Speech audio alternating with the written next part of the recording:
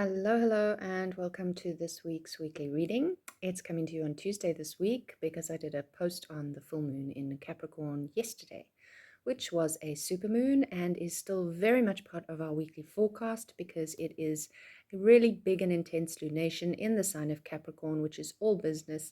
And if you haven't already read my newsletter for this month, it is about responsibility or the ability to respond and how to become more responsive and less reactive. So just remember to pick a card between 1 and 4, and there's a bonus goddess card for us all this week. The main thing I really want to focus on this week is that we have this Capricorn full moon, which is ruled by Saturn, which is ruling the whole week. And Saturn, of course, has just gone retrograde in Pisces.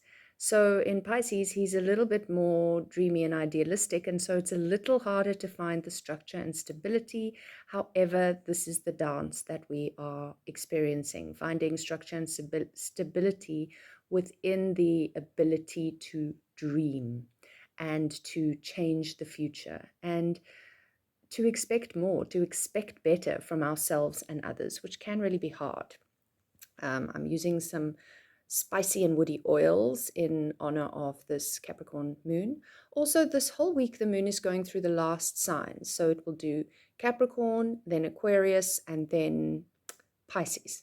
And next week begin again in Aries in terms of going around the zodiacal wheel. So there is a level of maturity with the moons this week, and getting a little, I feel like the last signs tend to bring in a mixture of elements, even though that would be earth, air, and water. They all kind of have more of each other because it's the most mature version of each of those elements. So let's jump in. Have you got your number? And this is the big picture of the week.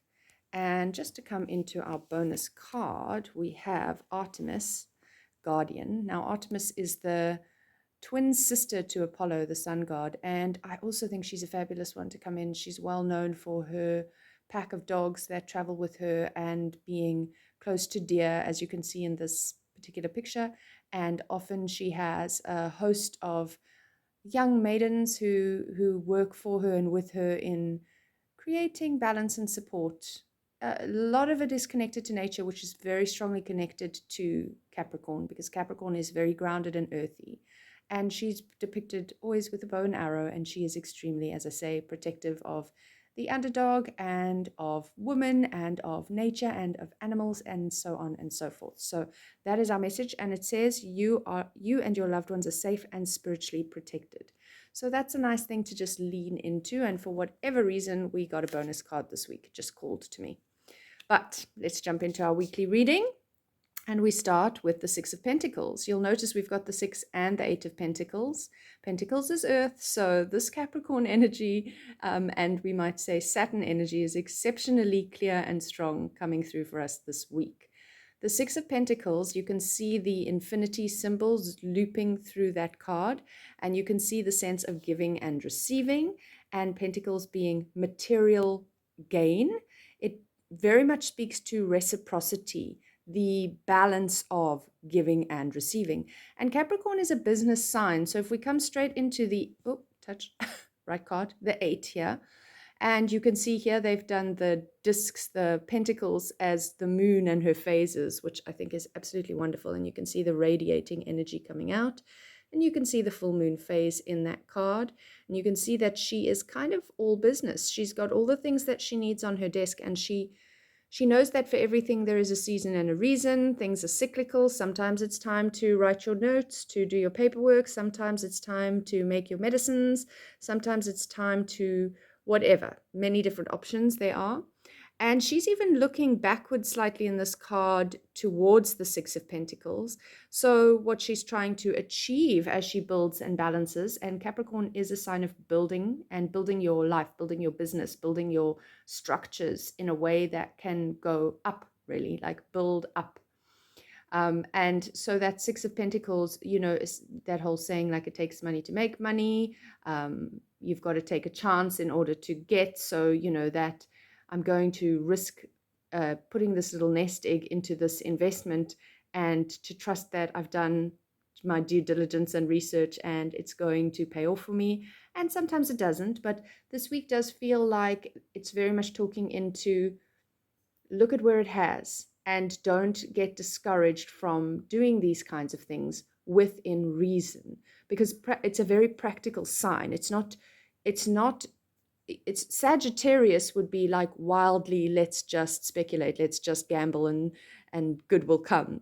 That's not how Saturn operates. It's like, let's be intelligent about this, let's do the research. Yes, sometimes I have to give to get, sometimes I have to take a chance, but it's going to be a very informed chance, and it's going to be a small chance of loss if it doesn't work, but I'm prepared to take that to recognize where to focus my energy. So there's a lot of strong building energy here, and a lot of budgeting, budgeting for yourself on and looking at what's important. What am I trying to build, and where do I actually have to put a little bit of investment into that?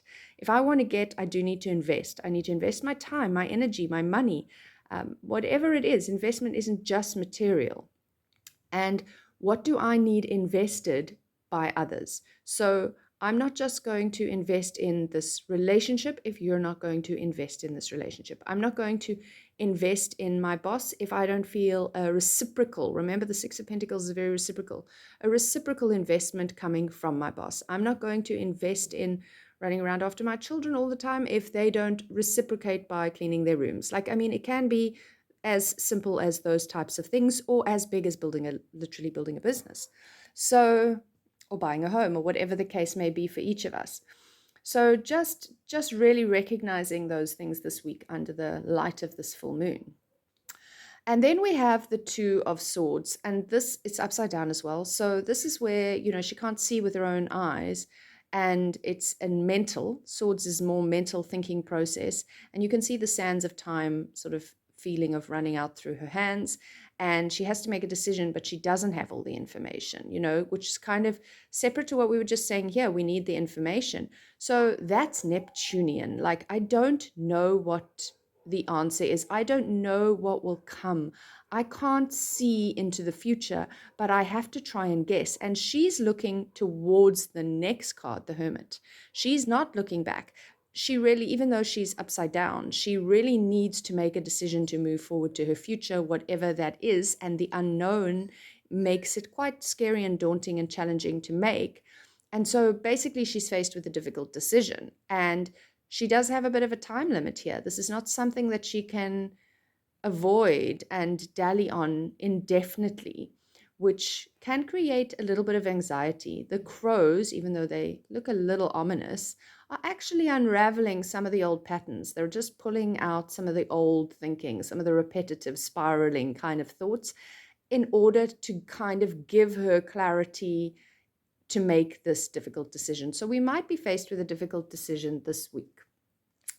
And then the Hermit card, it's the Major Arcana, it's number 9, and it's also upside down. So I kind of feel like we need a little hermiting this week. We need to bring ourselves a little bit back into ourselves, because we've been so busy on this side. It's very all business, work, research, plan, build, expand, grow, faced along the path of those things with some difficult decisions, which can, anytime we have air cards or sword cards, it can take us into our heads where we get kind of exhausted with the mental process of going round and round, and it can create a lot of anxiety when we have air stuff going on, swords, things, those double-edged swords, kind of creating a little bit of mental pain, cutting, in many ways, because even if we're editing some thinking, it's quite hard to change our thinking. And so sometimes it's quite painful to be the one that's changing patterns and changing thoughts.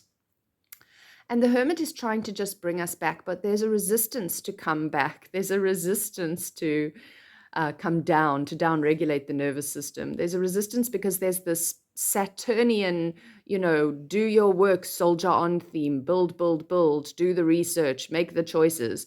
And sometimes less is more. And that is the Hermit's message in the upright form, is that he's like, you will find the enlightenment. I mean, she's glowing herself in this card.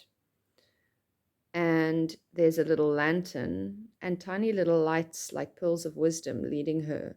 But that glow coming from her, that is her inner light, her insight that she finds because she takes the time to slow her mind, down regulate, spend a little time alone, spend a little time in nature. Capricorn would appreciate that.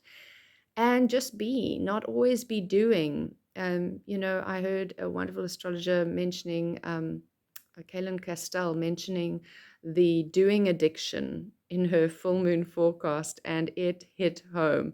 I don't know about you all, but I have a major doing addiction. So that this hermit idea of just sitting still and doing nothing, it's not really that we're doing nothing, but we're so conditioned to feel that we're not being productive, that we're doing nothing, that we have to then do something in the nothing. And unpatterning this is very, very challenging, but which is why this card's come upside down, I believe. But I think it's very, very necessary. And again, for her, if we have her upright, she's calmly looking for insight towards the future.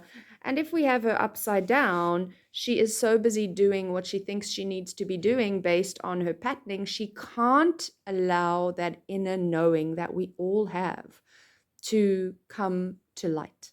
It stays packed in the shadows under the doing addiction. And we need her to come to light.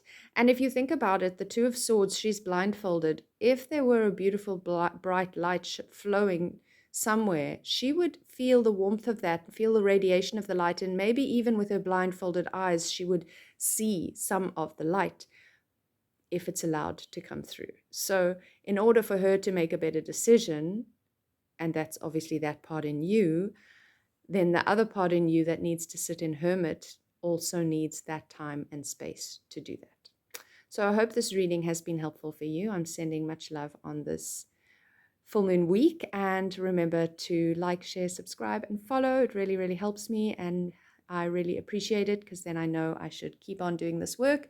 And I am available for many different types of support if you check the link in my bio and get in touch. Have a beautiful week.